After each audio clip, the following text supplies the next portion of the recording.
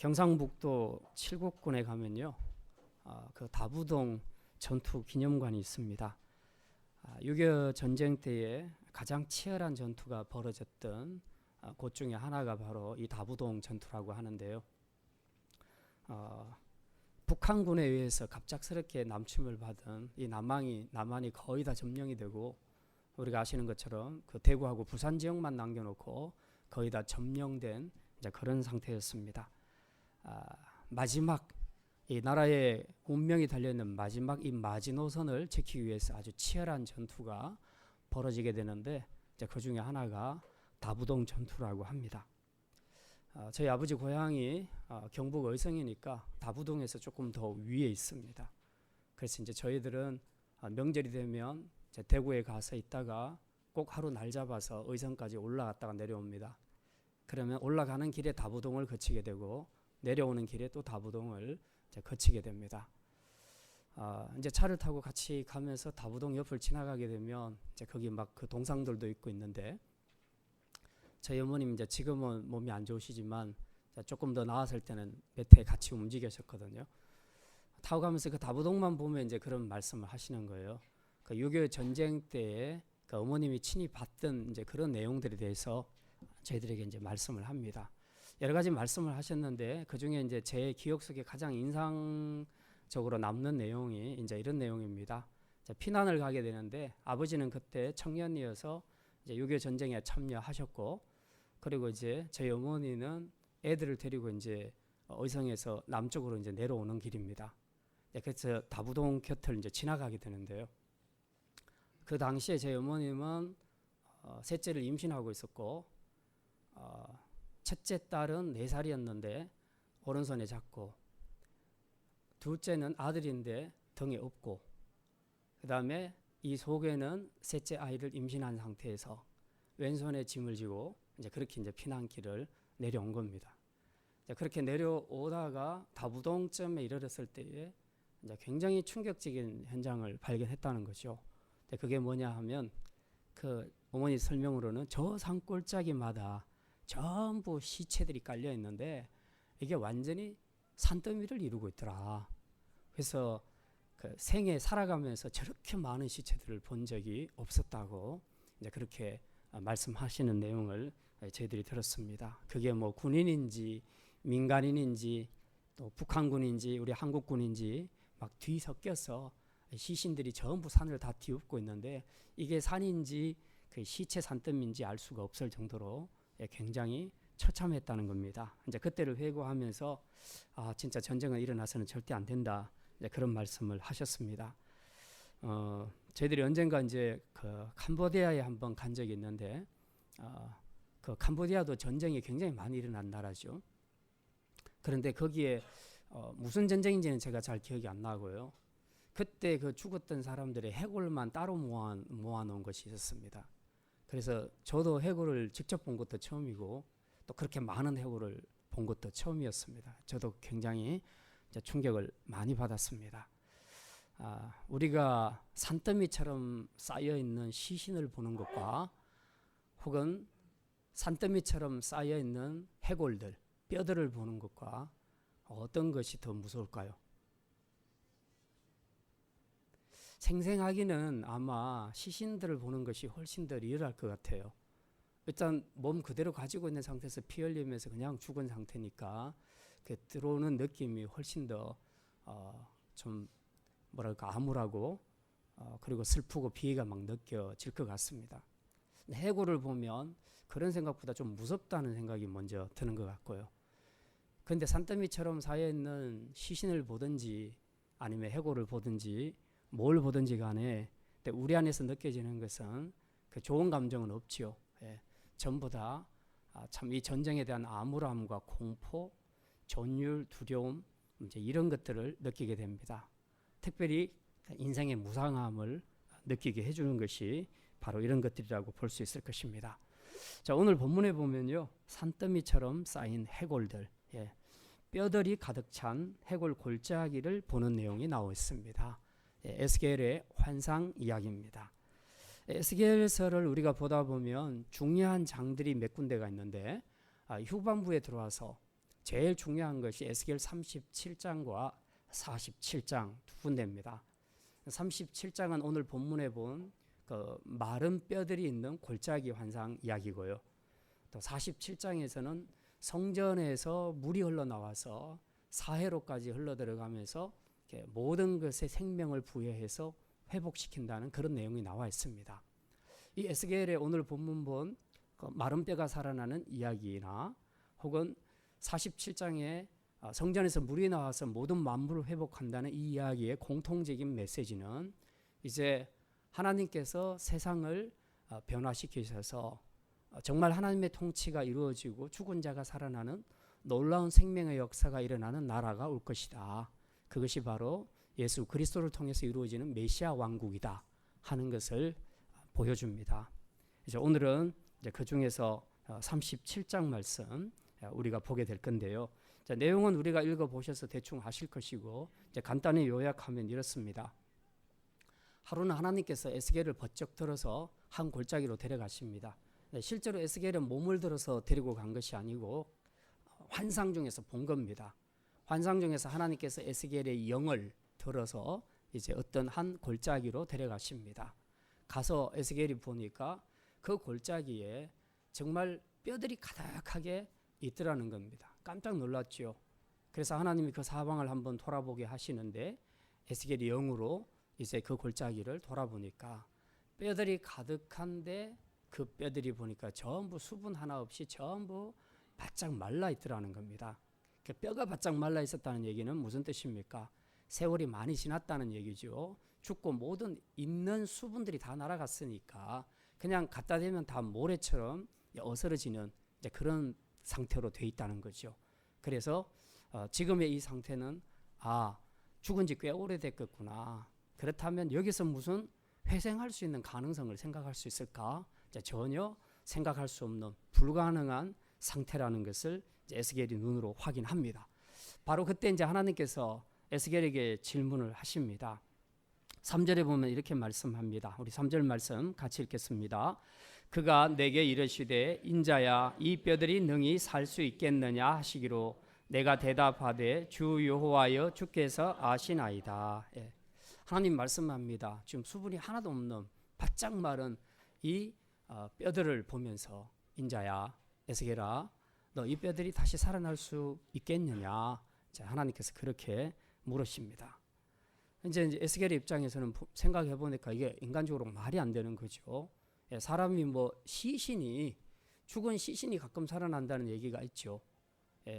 뭐 산더미처럼 이 전쟁 영화를 보면 산더미 같은 시신 속에서 이렇게 살아서 꿈틀꿈틀 살아서 나오는 그런 애들 이야기나 또 그런 사람들이 가끔 있습니다.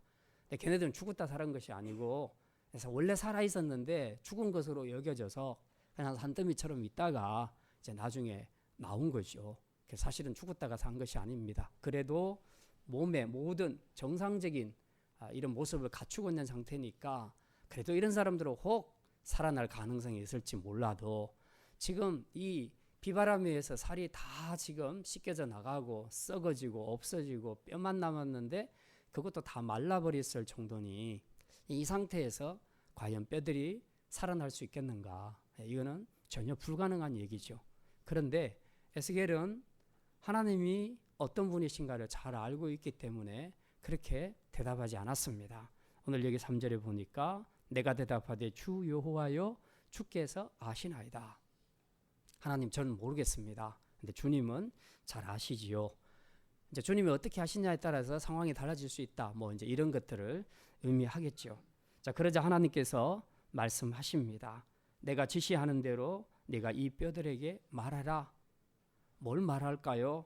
그러니까 이제 4절 하반절부터 5절까지에 하나님께서 이렇게 말씀합니다. 우리 4절과 5절 같이 한번 읽겠습니다. 또 내게 이르시되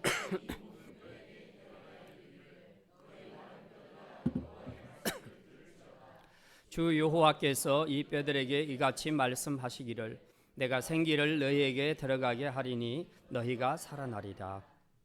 하나님께서 뼈들에게 이제 내가 하는 말을 그대로 네가 옮겨서 대언하라.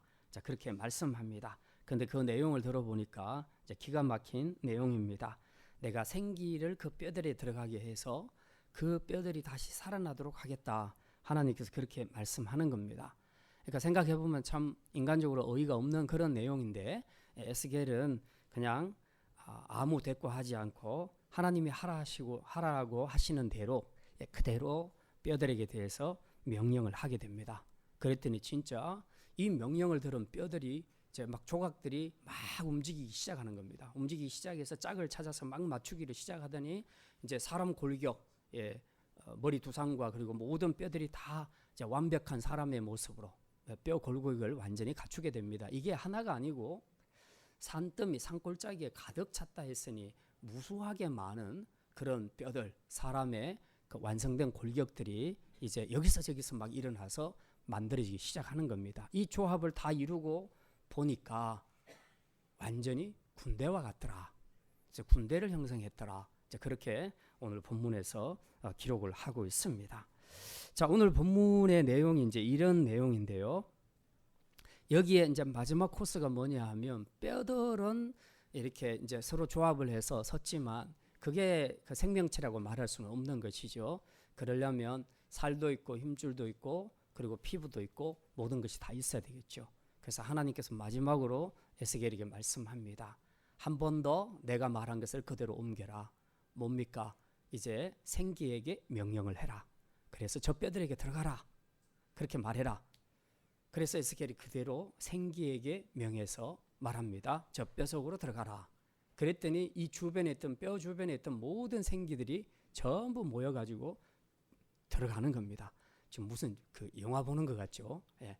그래서 들어가더니 거기서부터 살이 오르기 시작합니다. 힘줄이 생기기 시작합니다.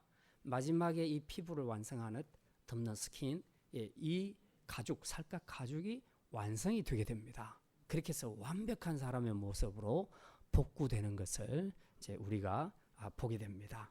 그래서 그 모습들, 이 사람 완성된 사람의 모습으로 서 있는 그들의 모습을 보니까 이게 정말 군대와 같이 되었다는 겁니다. 그리고 이 생기가 들어가면서 이제 이들이 드디어 살아서 움직이는 거죠. 우리 무슨 좀비 영화 보는 것처럼 막 일어서 가지고 살갗이 막 붓고 그러더니 이제 막 움직이기 시작하는 겁니다. 그런데 그 움직이는 숫자를 보니까 어마어마하더라. 그래서 군대처럼 보이더라. 그렇게 성경이 기록하고 있습니다. 자, 에스겔이 본 이 골짜기의 환상, 이 마른 뼈가 살아나는 이 환상이 의미하는 바가 무엇인가 하는 것입니다. 이제 그 해석은 참 감사하게도 11절부터 다 해석을 해놨어요. 11절부터 14절까지 보면 이제 에스겔이 본 환상이 뭘 뜻하는지 자세하게 설명을 하고 있습니다. 오늘은 이 해석과 함께 이 환상이 우리에게 주는 교훈이 무엇인가 하는 것을 우리가 함께 생각하려고 합니다.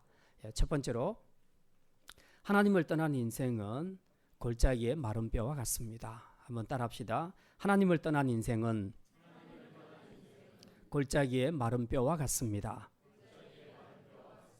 지금 유다는 바벨론의 포로로 잡혀와서 생활을 하고 있죠. 이 세월이 점점 길어져 가고 있습니다. 처음에 거짓 예언자들, 그러니까 참 선지자인 예레미야는 70년이라고 얘기했습니다. 너 70년만 참아라.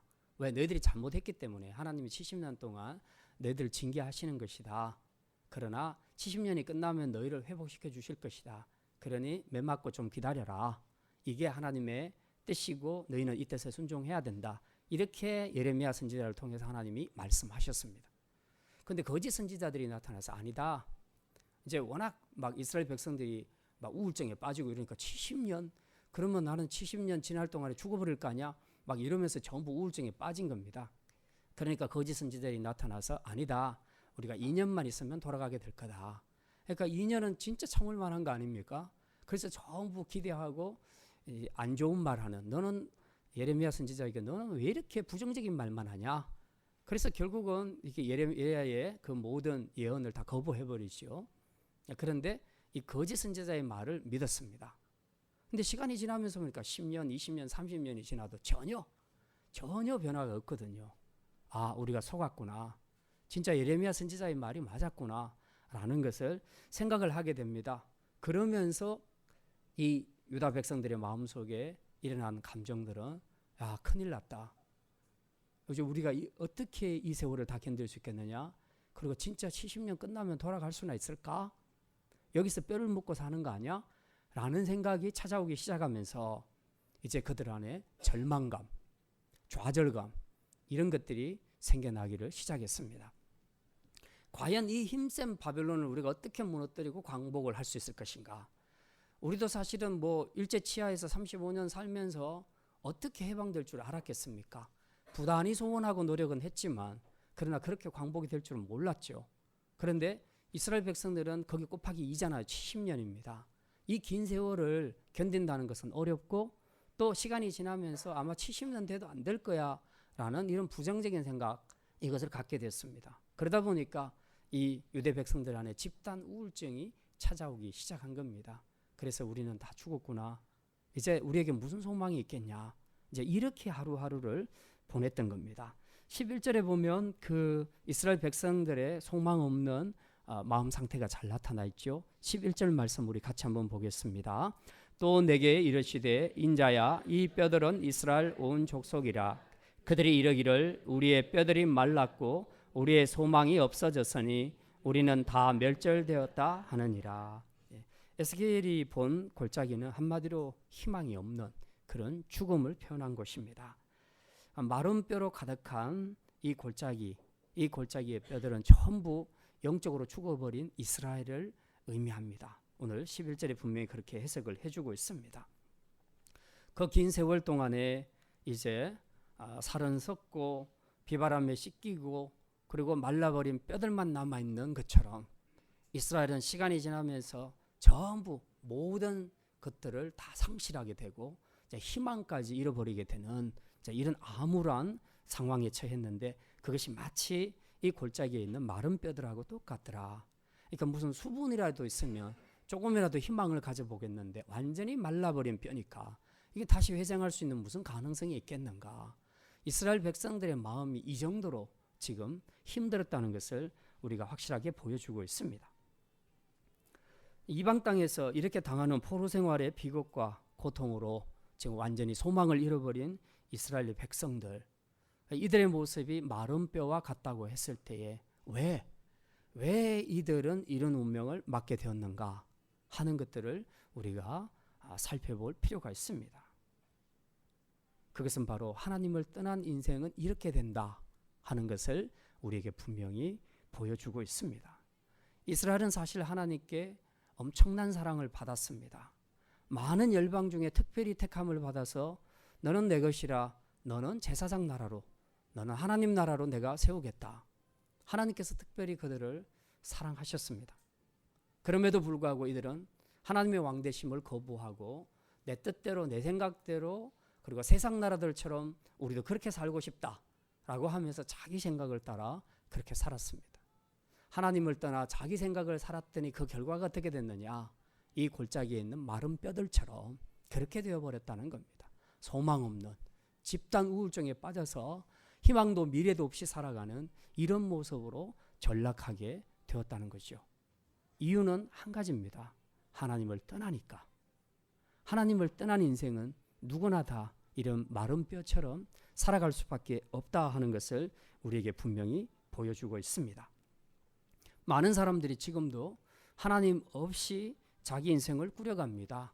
그렇게 하면 훨씬 더 잘 살 것 같고 성공할 것 같고 또 만족하고 행복한 삶을 살 것 같이 그렇게 살아가지만 사실은 하나님이 없는 인생의 마지막은 에스겔 골짜기의 마른 뼈들처럼 영적으로 죽은 인생, 소망이 없는 황량한 인생으로 전락되고 만다는 것을 우리는 분명히 기억해야 합니다.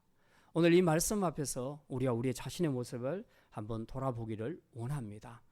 여러분은 지금 여러분의 삶이 어떻다고 생각하십니까? 지금 승승장구하고 탄탄대로를 걸어가고 있는 분이 있습니까? 그것 자체가 잘못된 것은 아니지만 여러분이 걸어가는 그 성공의 길에 하나님께서 함께 하시냐 하는 것이 중요하다는 것입니다. 만약 하나님이 함께 하지 않는데 내가 탄탄대로를 걸어간다면 결론은 확실합니다. 지금의 상황과 전혀 관계없이 우리는 마지막 날 에스겔 골짜기에 있는 마른 뼈들처럼 우리는 소망도 생명도 다 잃어버리는 그런 비참한 삶이 될 것입니다.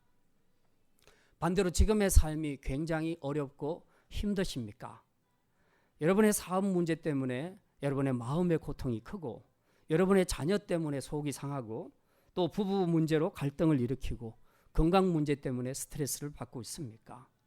조금 어려운 것이 아니라 너무 힘들어서 이제는 미래에 대한 소망도 희망도 보이지 않는 그런 우울증이 찾아오는 정도로 여러분의 삶이 고단하고 힘들지는 않습니까? 마치 에스겔이 본 골짜기의 메마른 뼈들처럼 전혀 소망이 없어 보이는 그런 상황을 겪고 있지는 않습니까? 바로 이런 상황에서 우리가 던져야 될 질문은 바로 이것입니다.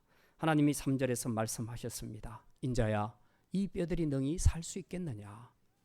인자야, 이 뼈들이 능히 살 수 있겠느냐?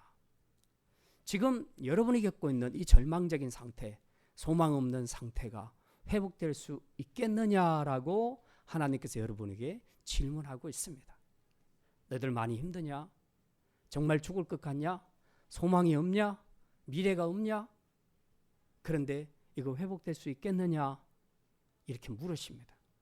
여러분은 어떻게 대답하시겠습니까? 예, 사모님이 성경을 참 정확하게 잘 읽으십니다. 예. 자, 우리는 이런 질문들 앞에서 스스로 자문자답을 많이 합니다. 지금 상황을 봤을 때 희망이 없어요. 회복될 가능성이 없어요. 절망적입니다. 하나님 왜 이렇게 하십니까? 이제 우리는 쉽게 이런 반응들을 더 많이 한 경험들이 있을 겁니다. 자, 오늘 여기에 대한 답을 우리가 찾을 겁니다. 두 번째 말씀입니다. 예, 정답은 마른 뼈도 살아날 수 있다는 것입니다. 한번 따라합시다. 마른 뼈도 살아날 수 있습니다. 마른 뼈가 어떻게 살아날 수 있겠습니까? 우리 무너진 가정이, 내가 지금 실패하고 무너진 이 사업이, 그리고 엉망이 되어버린 내 자녀 문제, 이 모든 것들이 지금 어떻게 다시 회복될 수 있겠습니까? 오늘 하나님이 이제 이 에스겔 골짜기의 마른 뼈들을 어떻게 살리시는가를 우리가 한번 보자는 겁니다.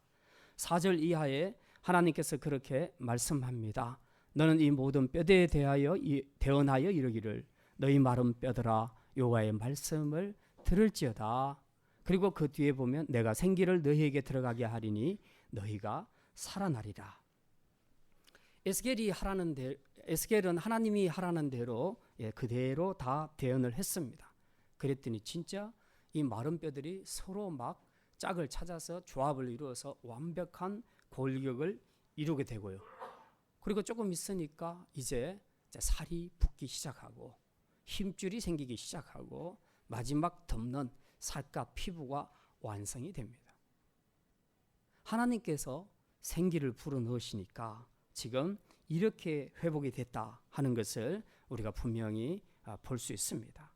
이 말씀이 무슨 말입니까? 그냥 우리가 봤을 때는 그냥 해골이고 뼈들밖에 없고 이것이 무슨 살아날 수 있겠는가? 명백하게 우리는 못 살아난다는 확신을 가지고 있는데 하나님께서 하시니까 지금 생기가 들어가니까 다 이것을 살려내더라는 것이죠.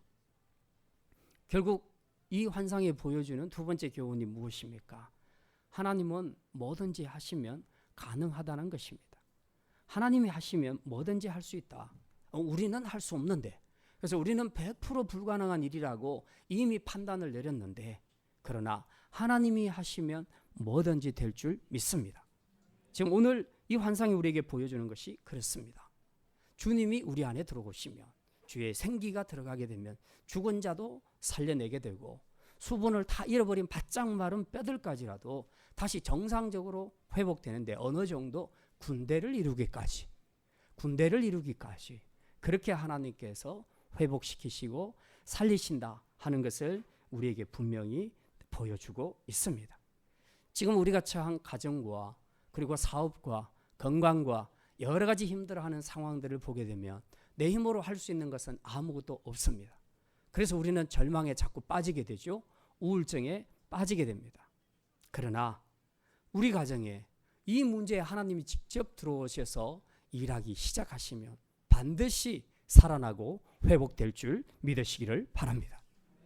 안 된다라고 생각하지 마시라는 겁니다. 우리 흔히 세상에서 말하는 하면 된다. 뭐 이것도 좀 좋은 말이기는 합니다.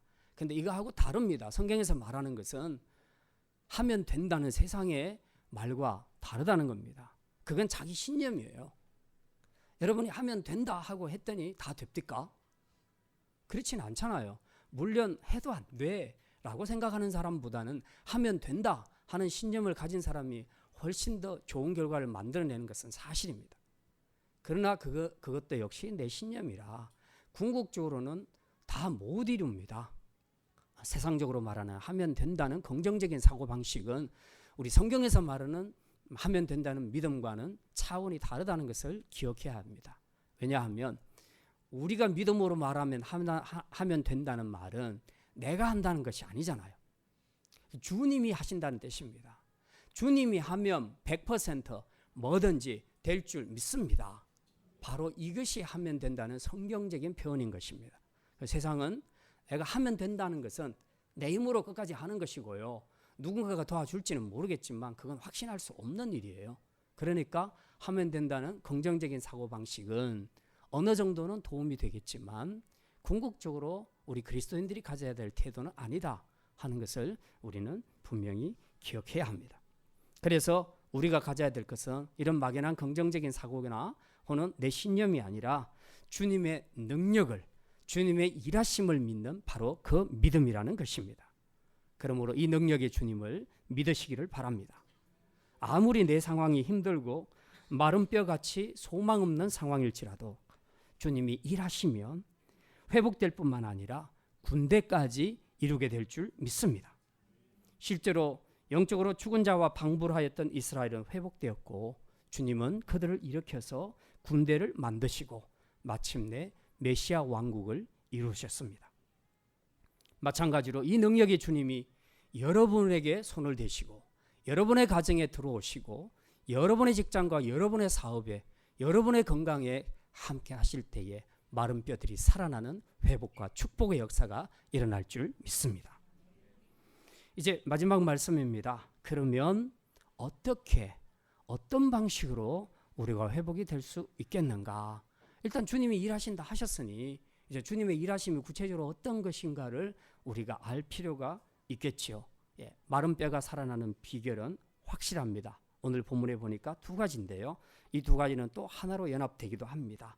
말씀과 성령의 역사로만 가능합니다. 자, 한번 따라합시다. 마른 뼈가 살아나는 비결은 말씀과 성령의 역사로만 가능합니다. 예, 오늘 하나님의 일하심은 두 가지로 나타났습니다. 하나는 말씀, 하나는 성령의 역사입니다. 자, 우리가 쭉 이렇게 10절까지 읽어봤지만은 전부 어떻게 진행됩니까? 하나님이 에스겔에게 말씀하시죠. 그리고 에스겔은 하나님 앞에 받은 말씀을 그대로 옮기죠. 대언한다고 그렇게 말합니다. 자기 생각이나 자기 느낌을 말하지 않았습니다. 하나님이 주신 말씀 그대로 앵무새처럼 다 옮겼습니다. 뼈들에게 말하라, 생기에게 말하라, 말하라 한 그대로 에스겔은 다 옮겼습니다. 그래서 옮겨서 그대로 명령했더니 이 뼈들이 혹은 생기들이 그 말씀에 다 순종하더라는 겁니다. 그래서 자기는 생각지도 않았는데 이 뼈들이 다 연합을 하고 거기에 지금 살이 오르고 힘줄이 생기고 살갗이 덮여지고 살아서 움직이는 생명체로 변화되는 이런 역사를 에스겔이 자기 눈으로 직접 보게 되었다는 것입니다. 이게 지금 말씀하시는 의미가 무엇입니까? 하나님의 말씀에는 생명력이 있고 창조력이 있다는 것입니다. 말씀에는 생명력과 창조력이 있습니다. 죽은 것도 살려내는 능력이 있습니다. 이 세상을 하나님께서 처음 창조하실 때도 하나님은 말씀으로 창조하셨습니다. 창세기를 읽어보시면요, 그렇게 다 하나님이 말씀으로 천지를 창조하셨습니다.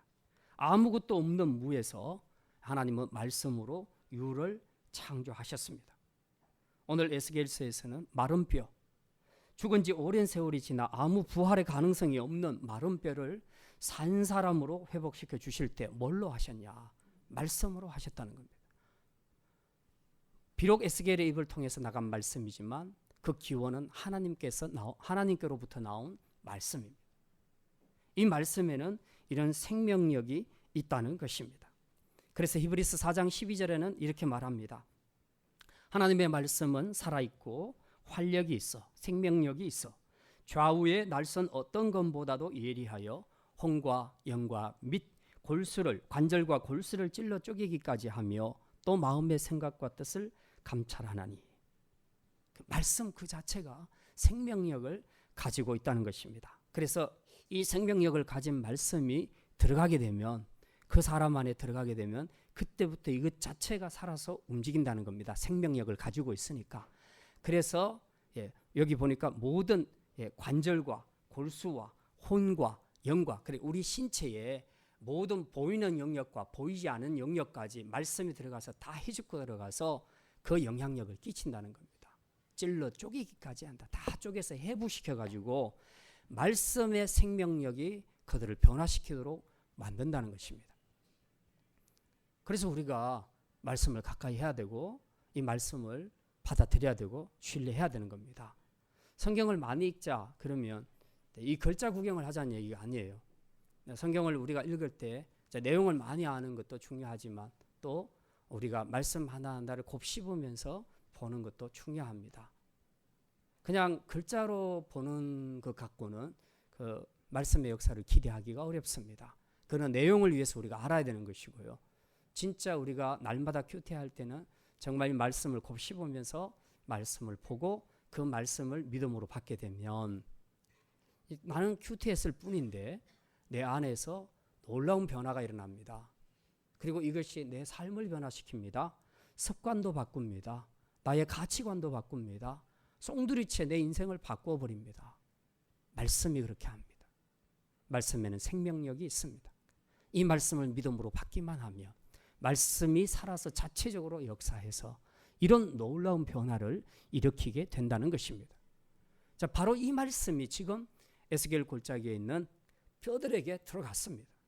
들어갔더니 지금 그 뼈들이 살아나는 역사가 일어나게 되었다는 거죠. 여러분이 뼈들에게 죽은 뼈들에게 가서 말해 보십시오. 일어나라. 너희들은 살아나리라. 살아나겠습니까? 믿습니까? 안 믿는 줄 믿습니다. 네. 하나님의 그 생기가 확실하게 들어가야 됩니다. 이 말씀의 생명력이 들어갈 때에 변화가 일어나는 겁니다. 그래서 말씀을 간과하면 안 돼요. 우리가 이 말씀을 묵상하고 말씀이 내 안에서 진짜 살아있는 생명력을 가진 그런 활동으로 나타나게 될 때에 내가 전혀 예상할 수 없었던 놀라운 변화가 우리 안에 일어나는 것을 우리는 보게 된다는 것입니다. 여러분이 때때로 어렵고 힘들 때에 여러분은 무엇을 찾고 구하십니까? 우리 교회에서 보면요, 되게 뭐 그런 그 통계 조사들이 많이 나오는데요. 점쟁이들이 보면요, 줄 서서 찾아오는 사람들 중에 교회 권사, 집사들이 엄청 많다는 겁니다. 너무 힘들고 소망이 없고 미래가 보이지 않고 불안할 때, 두려울 때 심리적으로 사람은 누군가를 더 자기보다 더 의존할 수 있는 누군가를 찾게 되어 있습니다. 그런데 찾는 것까지는 이해할 수 있는데 우리가 찾을 분은 명확하지 않습니까? 우리가 믿고 있는 하나님, 세상을 창조하신 하나님, 나를 살리신 하나님, 이 모든 것을 있게 하시는 바로 그 하나님, 완벽한 하나님이 계신데 왜 그리스도인들이 하나님을 찾지 않고 어렵고 힘들 때 점쟁이를 찾아가는가? 왜 철학관을 찾아가는가? 이상한 점을 보고 타로를 보고 왜 그런 일을 하는가? 하는 거죠. 우리 안에서 지금 뭘 찾으려는지 우리 자신들이 좀 다시 한번 돌아봐야 할 것입니다. 문제를 해결하는 데 있어서 가장 중요한 것은 하나님의 말씀입니다. 말씀의 능력을 믿으시고 이 말씀을 통해 하나님을 찾으시기 바랍니다. 그러면 틀림없이 그 말씀이 여러분의 모든 상황들을 바꿔주시고 여러분의 삶을 회복시켜 주실 줄 믿습니다. 또 한 가지 하나님의 일하심 두 번째는 성령의 역사라고 말씀드렸습니다. 오늘 10절에 보면 생기 이야기가 나오는데요. 이렇게 말씀합니다. 10절 우리 같이 읽겠습니다. 이에 내가 그 명령대로 대언하였더니 생기가 그들에게 들어가매 그들이 곧 살아나서 일어나 서는데 극히 큰 군대더라. 근데 그 9절 마지막 부분에 보면 하반절에 이렇게 돼 있어요. 생기야 사방에서부터 와서 이 죽음을 당한 자에게 불어서 살아나게 하라 하셨다 하라. 생기가 기운이죠. 일종의 바람이죠. 예, 그것이 이제 불어서 들어가는 겁니다. 뼈들에게 바람이 불어서 들어가듯이 그렇게 들어가게 한다는 겁니다. 하나님께서 에스겔에게 이걸 명령하셨다는 거죠. 생기란 것은 생명력을 가진 기운을 이야기하는데 히브리어로 루아흐라고 그렇게 얘기합니다. 이게 창세기 2장에서 하나님이 인간을 창조하실 때에 흙으로 이렇게 다 만들어 놓고 그 코에 뭘 불어넣으셨다고 합니까? 생기를 불어넣으셨다고 얘기합니다. 그게 바로 이 생기입니다. 그 생기는 하나님 안에 있는 생명의 기운을 이야기합니다. 생기. 그래서 그 안에 생명이 있는 겁니다. 그냥 바람이 아니에요. 우리가 훅 하고 불면 바람만 들어가는 거지만 하나님께서 훅 하고 인간의 코에 불어넣으실 때 그때 하나님의 생명이 그 안으로 들어간 겁니다. 그래서 그 창세기 2장 7절인가요? 거기 인간을 창조하실 때 하나님이 그 코에 생기를 불어넣으시니 뭐가 된지라? 생명이 된지라. 예. 생명, 살아있는 영이 된지라. 그렇게 표현하고 있습니다. 그러니까 그전에는 흙이었어요. 그냥 물질이죠. 그냥 물질인데 하나님이 생기를 불어넣으시니까 생영이 됐다. 살아있는 영이 되었더라. 즉 드디어 그 몸과 영, 이 두 가지를 갖춘 완벽한 인간이 창조되었다는 거죠. 그 영혼 없는 인간은 없습니다. 이 창세기 2장 인간 창조를 봐도 물질로만 되어 있는 것이 아니에요. 유물로는 전적으로 성경과 배치됩니다. 우리 인간은 물질, 이 보이는 육과 함께 영으로 창조됐습니다. 그 영이 바로 하나님의 기운입니다. 기운으로 통해서 공급이 되니까 살아있는 영, 생명이 되었다고 그렇게 말씀하고 있습니다. 그런데 이 불어넣는 생기, 이것이 스피리트, 우리가 성령이라고 말하는 것도 이제 같은 의미입니다. 그래서 성령은 하나님의 영 혹은 호흡, 바람 이런 의미를 가지고 있는데 똑같다는 겁니다. 이게 불어넣으신 그 생기. 오늘 에스겔 골짜기에 생기야 들어가라, 뼈들에게 들어가라 했을 때 그 기운도 이제 성령의 역사를 이야기한다는 거죠. 성령의 역사는 항상 바람으로 많이 나타나게 되지요. 그래서 에스겔서 본문에서 오늘 이 하나님의 생기, 성령의 기운, 호흡, 바람 이것이 골짜기에 강하게 불어닥칠 때에 이제 메말랐던 그 모든 뼈들이 다 일어서서 군대로 일어서게 되는 이런 엄청난 부활의 역사를 보게 되는 것입니다. 그리고 동일하게 우리가 사도행전 1장 2장을 보게 되면 오순절에 성령이 강림하시게 되는데 뭐같이 임한다고요? 바람같이, 강하고 급한 바람같이 임하시죠. 성령은 항상 바람처럼 이렇게 오시는데요. 이 성령의 바람을 맞고 나니까, 이 충만함을 받고 나니까 어떻게 됩니까? 그 두려워 떨던 제자들이 담대함을 얻게 됐습니다. 성령으로 충만해지면서 이제 자기 생명을 걸고 복음을 증거하는 그런 훈련된 제자로 서게 되었다 하는 것을 우리가 알 수 있습니다. 그냥 그때는 예수님 십자가 돌아가실 때는 다 무서워서 뿔뿔이 살려고 다 흩어졌는데 이 성령의 바람, 성령의 충만함을 받고 난 이후에는 그들이 결집하기 시작합니다. 그래서 군대를 이루는데 성령의 군대, 진짜 복음으로서는 강력한 군대로 서게 되는 것을 우리가 사도행전을 통해서 보게 됩니다. 오늘 우리도 마찬가지입니다. 무력과 연약함과 소망을 잃은 우리와 우리의 가정이, 그리고 우리 교회 공동체가, 그리고 이 나라가 살 수 있는 길은 어디에 있는가?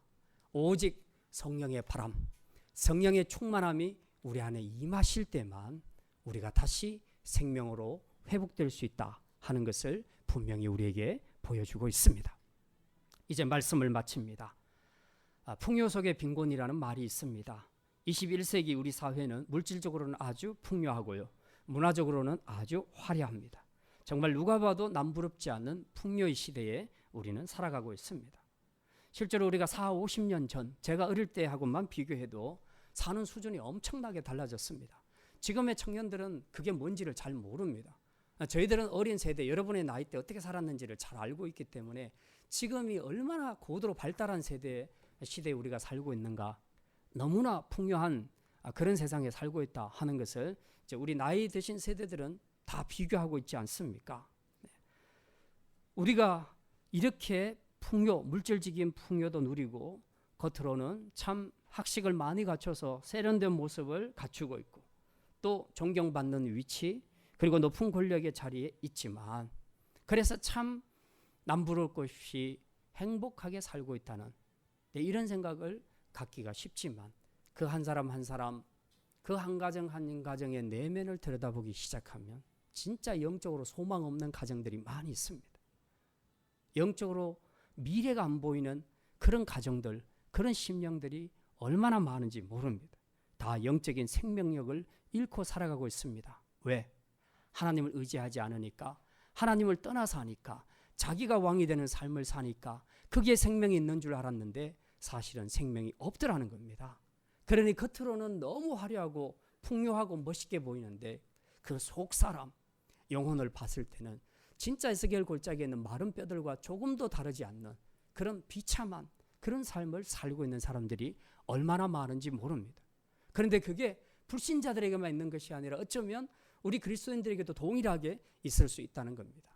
마른 종교 생활을 하고 있는데 그래서 우리가 실제적으로 믿음의 생활을 하고 있지만 사실 상당 부분 우리가 어렵고 힘들 때마다 내가 그 하나님을 찾는 것이 아니라 하나님의 말씀과 그리고 그 성령의 바람, 성령의 역사를 우리가 기대함으로써 문제를 해결해 가는 것이 아니라 여전히 불신자들과 동일한 방식으로 우리가 자기가 필요한 것, 자기가 판단해서 자기가 구하고 자기 힘으로 밀어붙이니까 결국 우리 결과도 불신자들과 별반 다를 것이 없는 이런 삶이 되더라. 결국 우리도 에스겔 골짜기에 있는 마른 뼈들과 같이 정말 그렇게 우리가 소망 없이 희망 없이 무력하게 살아가고 있는 것은 아닌가. 우리가 오늘 이 말씀을 통해서 생각해 보아야 할 것입니다.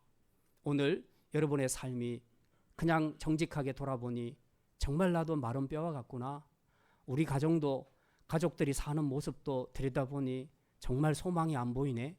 내가 이렇게 살아서 정말 하나님 앞에서 하나님 부르심 받고 갈 때에 하나님 앞에 뭐라고 고백할 수 있을까? 혹시 이렇게 여러분의 가정이 진단되신다면 오늘 우리가 이 말씀을 통해서 다시 한번 우리가 힘을 얻었으면 좋겠습니다. 인자야, 이 뼈들이 살 수 있겠느냐? 살 수 있음을 믿으시기를 바랍니다. 하나님께서 우리에게 소망의 말씀을 주셨습니다. 너희가 에스겔 골짜기 마른 뼈 같을지라도 내가 생기를 불어넣으리니 너희는 살리라. 하나님이 우리에게 주셨습니다. 이제 소망 없는 저와 여러분의 삶에 지치고 피곤하고 힘들어서 아무런 희망도 미래에 대한 비전도 잃어버리고 살아가고 있는 그런 우리의 삶에 이제 주님께서 주시는 말씀과 성령의 바람이 불어서 마른 뼈들같이 이제 마른 뼈들이 다시 일어서서 군대로 일어선 것처럼 저와 여러분의 삶이 여러분의 가정이 다시 한번 회복되고 군대로 일어서서 이제 내 안에 일하신 생명의 주님을 찬양하며 그분을 위해 섬기는 십자가의 군대로 다 일어설 수 있기를 주님의 이름으로 축원합니다. 기도합니다. 하나님, 오늘 에스겔이 본 환상을 통해 우리 자신의 내면, 우리 가정, 그리고 우리의 삶을 다시 한번 돌아봅니다. 어쩌면 우리는 물질적인 풍요 속에서도 사실은 우리 영혼은 죽은 시신처럼 마른 뼈들처럼 소망 없이 그렇게 살아가고 있는 것은 아닌지 우리가 다시 한번 돌아봅니다. 하나님, 그럼에도 불구하고 이제 오늘 우리에게 주신 말씀 붙잡고 우리가 믿음으로 다시 일어서기를 원합니다. 이제 마른 뼈들을 일으키사 군대로 세우신 전능하신 하나님을 바라보며 또한 내가 너희에게 생기를 주리니 너희가 반드시 살아나리라. 약속의 말씀 주신 이 말씀 붙잡고 이 성령의 역사로 이제 무너진 우리의 가족과 공동체와 이 민족을 다시 한번 세워갈 수 있는 십자가의 군대로 서게 하여 주시옵소서. 감사드리며 이 모든 말씀 우리 주 예수 그리스도의 이름으로 기도드립니다. 아멘.